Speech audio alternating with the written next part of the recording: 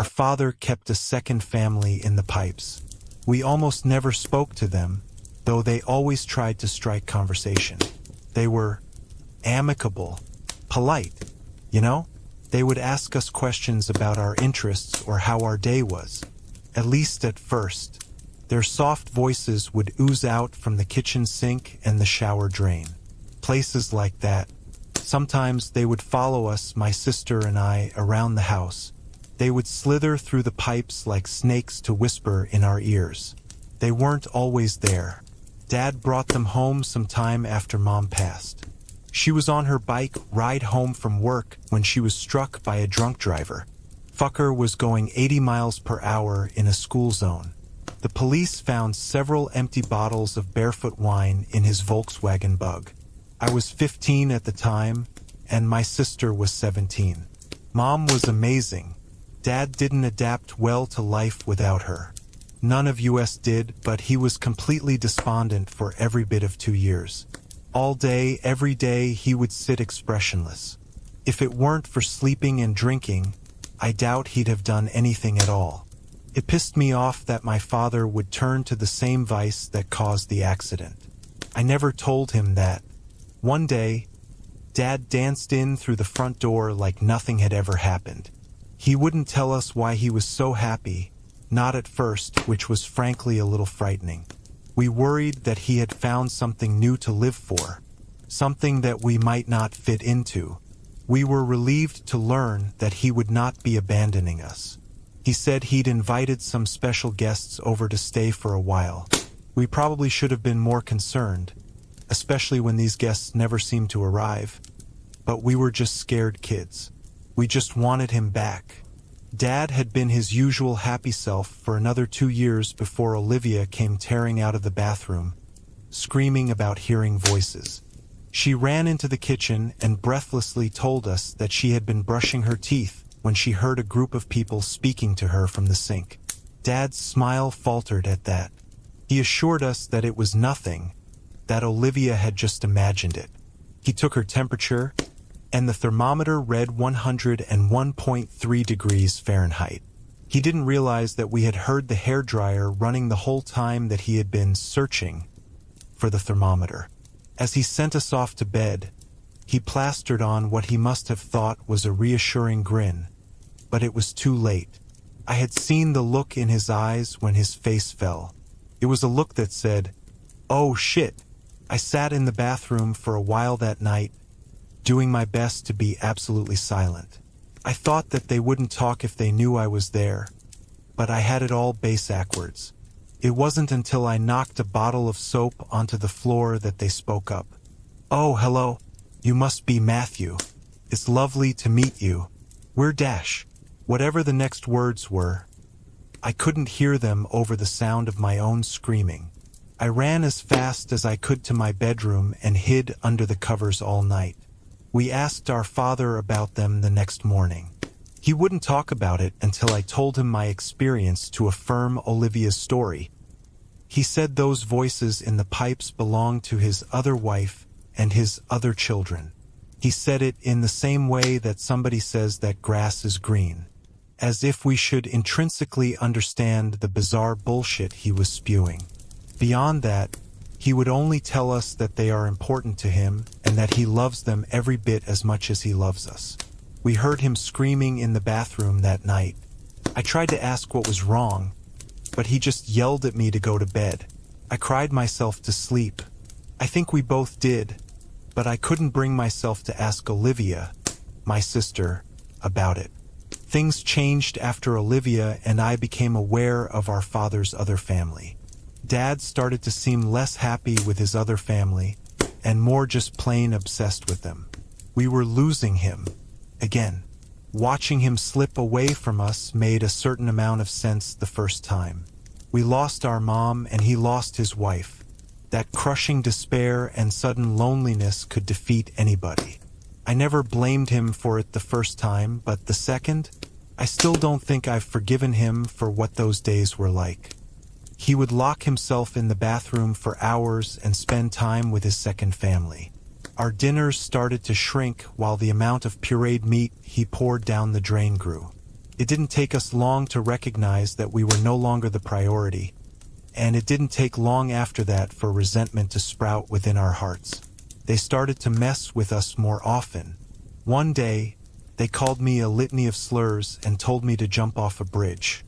The next, they read out every word of Olivia's diary.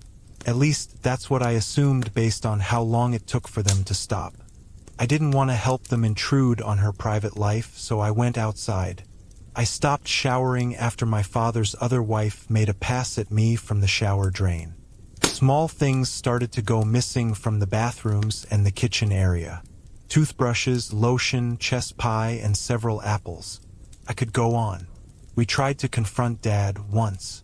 Olivia and I screamed at the bathroom door as we pounded with both fists. He gently opened the door and spoke to us in a whisper. "You guys need to get out of here." And then louder, "You are interrupting family story time, and it is frankly very rude." So that's what we did. We left the house for a little while, sleeping in the car and feeding ourselves with the cash we had swiped from Dad's dresser. We came back after a couple of days. I'm still not sure if we were just going back to get more cash or if we were willing to try again with Dad. We never got the opportunity for the latter.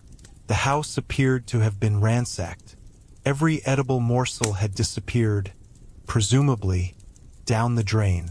We found our father slumped over the bathroom sink with a knife in his hand. His skin was gray, and his eyes looked glassy, like a doll's eyes. Chunks of flesh had been hacked out of him. A bloody scrap of his thigh, still clutched in his fingertips, lay dangling over the drain. As Olivia and I stood in horror, we watched a long, slender appendage like a butterfly's proboscis rise from the drain and yank the ragged piece of flesh out of our father's cold, dead hand. It didn't hurt as much as it should have, which hurts in its own way. I think I must have gotten used to the idea of losing him, or maybe I just hated him enough in that moment to pretend I had. I numbly dialed 911, and after explaining the situation, I took one last glance at my father's corpse. I wanted to cry, but the tears never came. I tried to tell the cops what had happened when they came to collect what was left of Dad.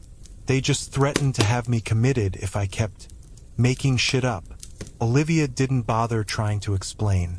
We were both asked a lot of questions. The cops put us under orders not to leave town, as we were suspects in our father's murder. I was devastated when I heard that news. The only thing I wanted to do was put as much distance between me and what used to be my home as possible. Olivia's barely contained sobbing told me that she felt the same way. The state was not comfortable with leaving 2 minors unattended, so my Aunt Gertrude came down to stay with us. To her credit, she tried really hard to understand. There was no real way for us to explain to her why we weren't brushing our teeth or bathing as much as we should have been. My father's other family didn't seem to want Gertrude to know about them. The few times we tried to show our aunt the second family her brother had adopted, they went silent. In hindsight, it's obvious what they were doing. They wanted us to feel isolated so that we would talk to them. Then they could manipulate us the same way they had done to Dad. They spoke in his voice sometimes, the rich timbre gently vibrating the pipes on its way to do the same to our eardrums. He said he was happy. He said we could join him and his second family in the pipes. I've always told myself that there was nothing of my father in the thing abusing his voice, but to tell you the truth, I'm not sure I cared if there was. We weren't going to take it anymore. Did you get it? Olivia asked after school one day. I had been playing hooky and buying supplies. 5 bottles of Drano, styrofoam, and gasoline, just like you said. I felt proud of myself for getting exactly what she had requested. What's it for? Napalm, came her reluctant reply, and the meek way she said it told me that she knew it was absurd. I argued how insane her plan was the whole way home. In the end, she relented, and we agreed it would be an absolute last-case measure. 5 bottles of Drano later. and our father's other family had only reacted with groans of mild discomfort, like how you might sound if you got splashed with water on a cold day.